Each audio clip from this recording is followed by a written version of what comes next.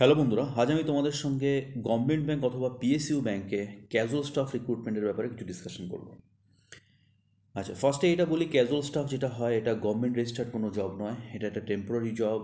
এটা ব্যাংকের branch two branch vary করে।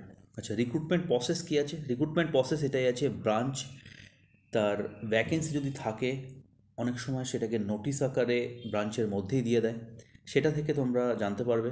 অথবা এটা রেকমেন্ডেশন বেসিসে হয়, এটা মেনলি রেকমেন্ডেশন বেসিসেই হয়। ব্রাঞ্চের বিজনেস করেসপন্ডেন্স অথবা ব্রাঞ্চের স্টাফ জানতে পারে, তাদের যদি জানাশোনা কেউ থাকে তাদের রেকমেন্ড করতে পারে। যদি ব্রাঞ্চ ম্যানেজারের পছন্দ হয় তো সে তাকে রাখতে পারে। আর কিছু কিছু ক্ষেত্রে এটা পেপারও হেড দেয়। আচ্ছা, এর কাজ কি কি আছে? মেনলি হচ্ছে ফাইলস আনা নেওয়া, ফাইলস অ্যারেঞ্জমেন্ট করা, ব্রাঞ্চে যে স্টাফ যিনি থাকেন তাকে হেল্প করা, তাকে অ্যাসিস্ট করাটাই মেন কাজ হয়। এছাড়াও স্টাফদের হেল্প করা, স্টাফদের কিছু আনা নেওয়া করা, স্টাফদের সঙ্গে থাকা, স্টাফদের অ্যাসিস্ট করা। কাজ খুবই বেসিক লেভেলের কাজ, কোনো মাইন্ড হ্যামারিং বা কোনো হার্ডওয়ার্ক কাজ নয়। এবার আসি পেমেন্টের ব্যাপারে। পেমেন্ট ফার্স্ট অফ অল বলে দিই, এটা উইকলি বেসিসে পে করা হয়। মানে উইকে যে কদিন ওয়ার্কিং ডেজ থাকে সে কদিন যদি ক্যাজুয়াল স্টাফ থাকেন তো প্রত্যেক দিনের হিসাবে। আর যে পেটা, যে পেমেন্টটা হয় সেটা পার ডে হিসাবে হয়। তো আরবিআর একটা সার্কুলার আছে, সেই সার্কুলার ওয়াইজ মিনিমাম ম্যাক্সিমাম কিছু একটা আছে, সেটা পারলে কেউ দেখে নিও।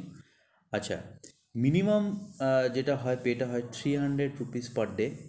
আর ম্যাক্সিমাম, ম্যাক্সিমাম বলে কিছু নেই, up to 700 rupees per day অবধি যেতে পারে। কিছু ব্যাংক এর থেকেও বেশি দেয়, 1000 দিতে পারে।